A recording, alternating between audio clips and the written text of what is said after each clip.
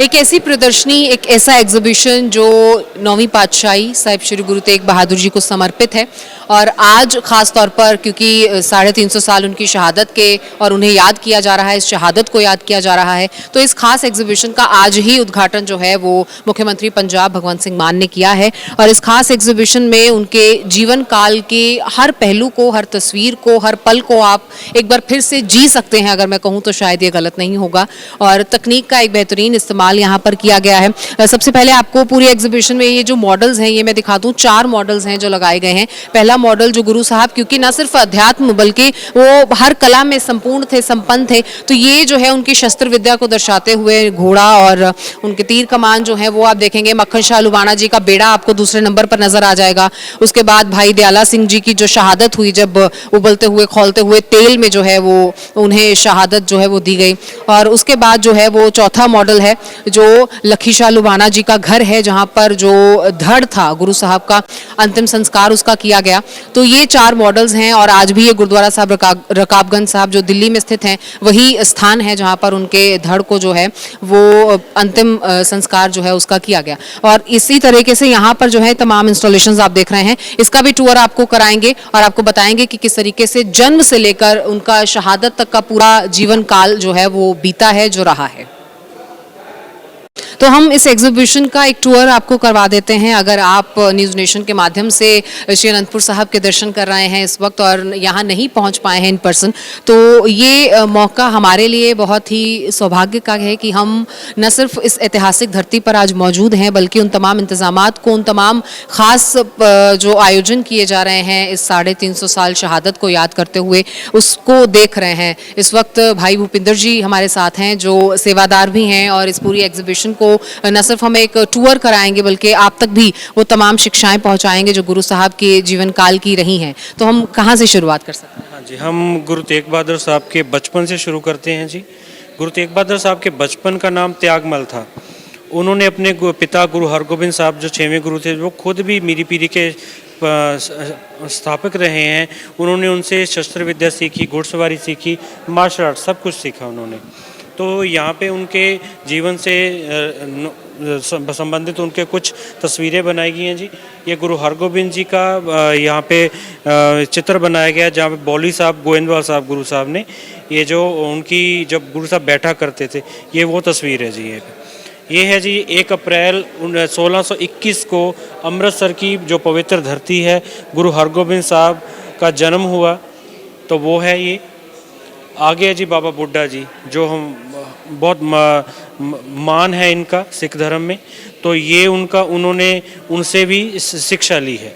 तो जैसा कि आप इन तस्वीरों में देख पा रहे हैं, न सिर्फ अध्यात्म की शिक्षा, न सिर्फ एक हम कहें कि गुरु ग्रंथ साहब जी को पढ़ा, न सिर्फ दुनियावी शिक्षा, बल्कि उसके साथ साथ जो है उन्होंने वो जो शस्त्र थे उनकी शिक्षा भी अर्जित की और हर कला में संपूर्ण, फिर भले वो घुड़सवारी हो, तीरंदाजी हो या फिर तलवारबाजी हो, तो ये सब चीज़ें जो है वो सीखते हुए गुरु के सानिध्य में वो बड़े हुए और फिर 13 साल की उम्र में जो अपना जौहर जो है उन्होंने उस जंग में भी दिखाया जिसकी तस्वीर आप देखिए। हाँ जी, ये करतारपुर साहब में एक जंग का मैदान बताया गया है जहाँ पे त्यागमल जी ने अपने शूरवीरता का प्रदर्शन किया, क्योंकि पिता हरगोबिंद ने ये कहा था कि वो धन्य है तेग बहादुर, और जिन्होंने ये तेग और धर्म दोनों को सिक्खी की शान बताया, इसीलिए उनका नाम तेग बहादुर वहीं से बना।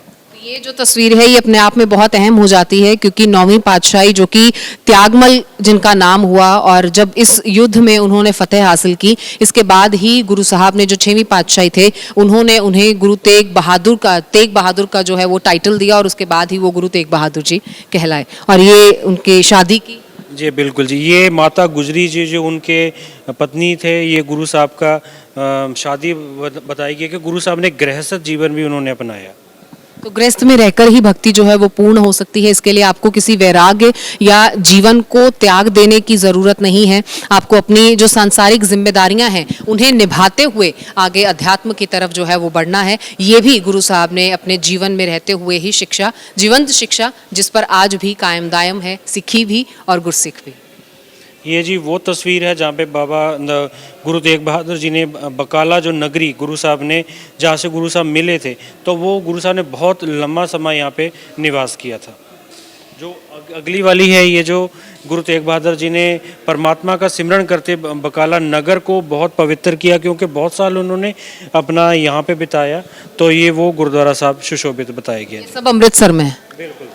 तो ये बाबा बकाला की वो धरती है जो अमृतसर में है, जहाँ पर एक लंबे अरसे तक गुरु साहब ने ध्यान किया और यहीं से गुरु लादोरे का जो है वो होका दिया गया मक्खन शाह लुबाना की।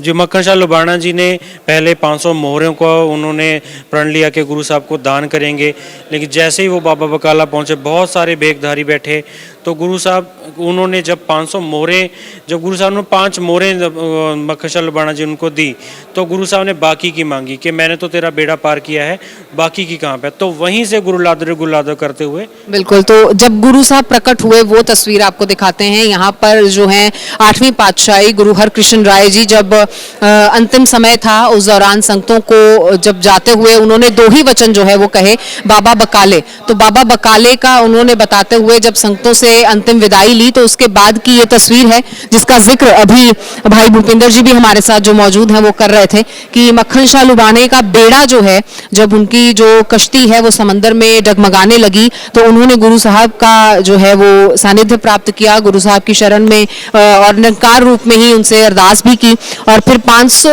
मोहरें जो है सोने की वो दान करने का वादा गुरु साहब से किया। और फिर गुरु साहब जैसे कि झूठे जो भेखधारी थे जिन्होंने गुरु साहब का चोला तो लिया लेकिन वो गुरु साहब नहीं थे, वो तस्वीर आप यहाँ पर देखेंगे कि कई झूठे दावेदार वहां पर जो है वो इकट्ठा हो गए। और फिर ये वो तस्वीर जब 2 मोहरे रख के मक्खन शाह लुबाना ने हर किसी को टेस्ट किया और जब वो उस भोरे में पहुंचे जहां पर गुरु तेग बहादुर जी मौजूद थे, वहां पर जाकर भी जब 2 मोहरे उनके सामने रखी, जो आप इस तस्वीर में देख सकते हैं, ये 2 मोहरे उन्होंने गुरु साहब के सामने रखी। तो क्योंकि गुरु तो जानी जान है, वो तो हर घट की जानते हैं, और फिर गुरु साहब ने सहज में ही कहा कि आपने तो बेड़ा बचाने के लिए 500 मोहरों का जो है वो वादा किया था, तो बाकी की बची हुई मोहरें भी आप रखें। तो उसी बेड़े को, उसी कश्ती को डिपिक्ट किया गया है यहाँ मॉडल के जरिए भी, और उसी तस्वीर को भी हम आपको दिखा रहे हैं। और यही वो तस्वीर है, यही वो पल था जब गुरु तेग बहादुर जी प्रकट हुए गुरु के रूप में, जब मक्खन शाह लुबाना वहां पर पहुंचते हैं और फिर 500 मोहरें भी, और फिर तो जो दान है, जो भक्त हैं वो अनगिनत गिनती में वहां पर पहुंचने लगे। और गुरु साहब जो है वो 9वीं पातशाही साहिब श्री गुरु तेग बहादुर जी के रूप में उसके बाद प्रकट हुए। गुरु लादोरे यानी असल गुरु जो हैं वो मिल गए हैं, ये वहां से अनाउंसमेंट फिर मक्खन शाह लुबाना ने जो है वो की। और वो तस्वीर आपको दिखाते हैं किस तरीके से उन्होंने एक छत पर चढ़कर गुरु लादोरे का ये संदेश दिया और पूरे संसार को बताया कि कैसे गुरु मिल गए हैं। साहब की जो गुरु तेग बहादुर साहब की जब गुरियाई धारण हुई, तो उन्होंने जब गुरु नानक देव जी की जोत को आगे उन्होंने बढ़ाया, कैसे उनको ज्ञान देते हैं आगे। तो ये गुरु साहब के रब्बी नूर का एक प्रतीक, जैसे वो फिर संगत रूप में दर्शन देने लगे। ये गुरु साहब को, ये वो समय जब हरमंदर साहब के गुरुद्वारे बंद कर दिए थे पुजारियों ने, तो गुरु साहब बाहर, जब थड़ा साहब जो सुशोभित है वहाँ पे गुरु साहब ने विराजमान हुए। तो अगर उस वक्त की बात करें जब गुरु साहब अवतरित हुए, तो ये हर काल में, हर समय में देखा गया है कि जब गुरु अवतरित हुए तो एक ऐसा भी ग्रुप रहा, एक ऐसी भी सोच रही जिसने उन्हें कबूल नहीं किया, जिसने विरोध किया। बिल्कुल जी, ऐसा भी हुआ। ऐसे गुरु नानक देव जी के समय पे भी हुआ, 9वें गुरु गुरु तेग बहादुर साहब के समय पे भी हुआ, बहुत सारे। लेकिन उनको बाद में फिर जब ज्ञान होता है तब तो वो फिर पछतावा ही रह जाता है।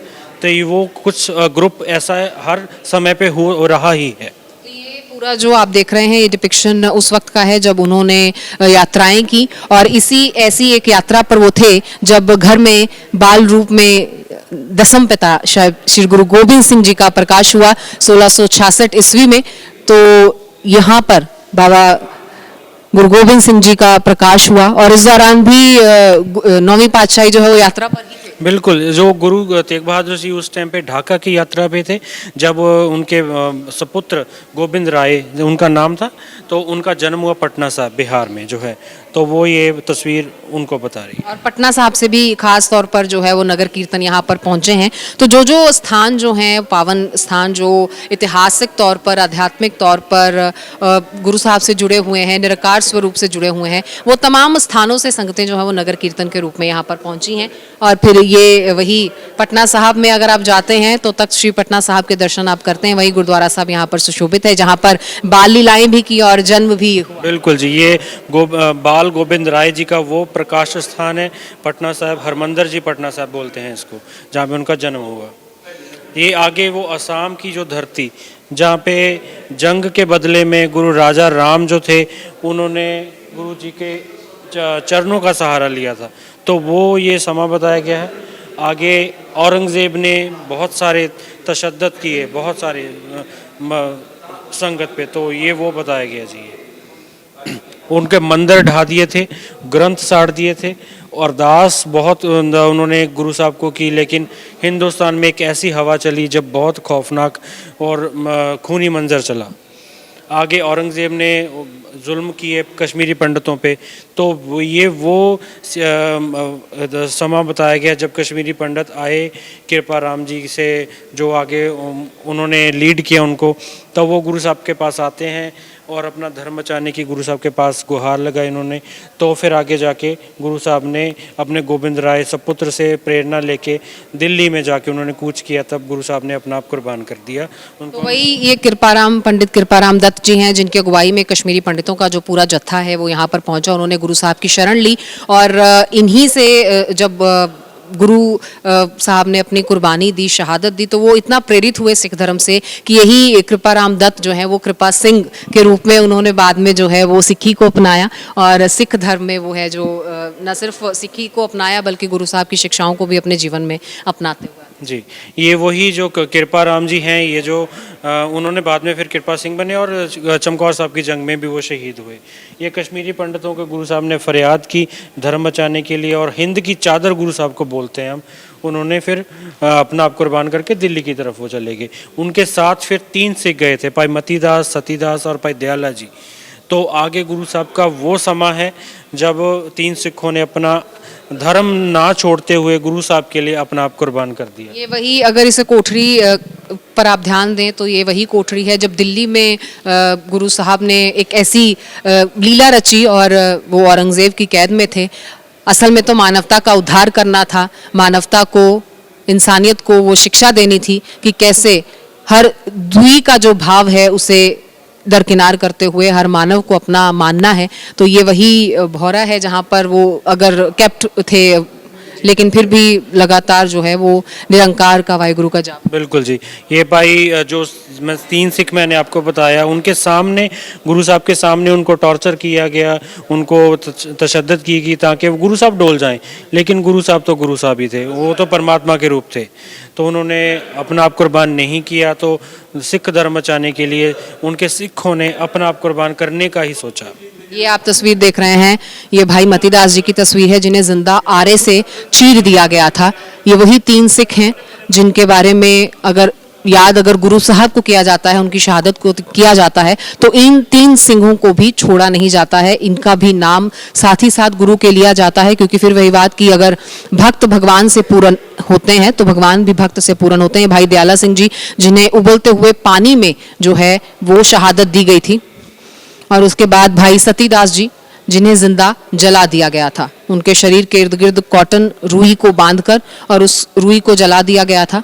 और फिर भी उसके बाद भी जब बादशाह का जो जिद थी वो नहीं झुकी, उसने गुरु साहब से फिर जबर करने की कोशिश की और कहा कि आप जो है वो धर्म बदल लीजिए, लेकिन गुरु साहब ने धर्म नहीं बदला। तो फिर वो घड़ी जिसे आज हम याद कर रहे हैं, 350 साल उस शहादत के जो है वो मुकम्मल।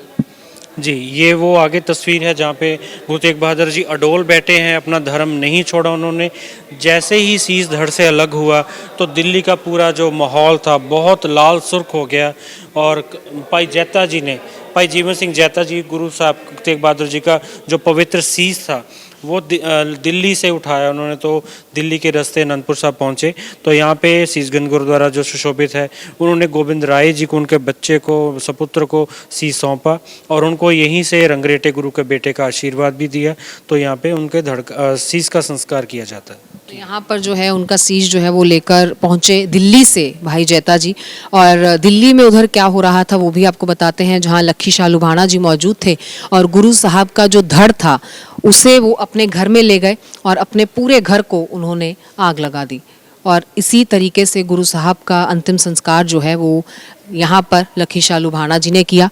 तो ये मिसालें हैं जो शायद अंतिम श्वास तक दी जाती रहेंगी और ये वो शहादत है जिसे ऐसे ही याद किया जाता रहेगा। आपने यहाँ पर एक सेवा के तौर पर आप मौजूद हैं और कब से आप देख रहे हैं कि ये पूरी व्यवस्था, और आज जब सीएम साहब यहाँ पर पहुँचे और इस पूरी एग्जीबिशन का इनॉग्रेशन किया, किस तरीके का रिस्पांस जो यहाँ पर श्रद्धालु आए?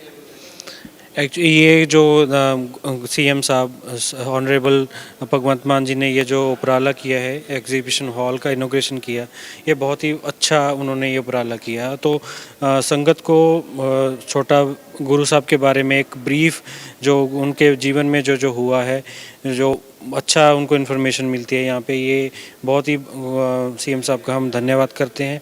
उन्होंने ये इस चीज़ को आगे लेके आए और 350 साल का ये जो महान समागम है इनको और भी ज़्यादा इसका प्रचलित किया है। बहुत शुक्रिया भूपेंद्र जी आपका, हमें न सिर्फ इस एग्जीबिशन को दिखाने के लिए बल्कि ये बताने के लिए कि भले ही वो शिक्षाएं तो जीवंत हैं और जब तक मानवता का वास है, जब तक इंसानियत की होंद मौजूद है तब तक वो शिक्षाएं रहेंगी, लेकिन फिर एक बार बार जतन करने पड़ते हैं, एक बार बार प्रयास करने पड़ते हैं, कोशिशें करनी पड़ती हैं कि कैसे उन शिक्षाओं को एक बार फिर से जीवंत किया जाए, कैसे उन शिक्षाओं को एक बार फिर से याद किया जाए और ये समझा जाए कि हम मानव हैं, हमारी पहचान मानवता है, हम इंसान हैं, हमारी पहचान इंसानियत है और इसी इंसानियत और मानवता को सर्वोपरि रखते हुए, इसी धर्म का पालन करते हुए हर बशर को अपना मानकर ये जीवन जीते चले जाएं। कैमरामैन प्रेम शंकर के साथ अमृता गर्ग, न्यूज़ नेशन, अनंतपुर साहब।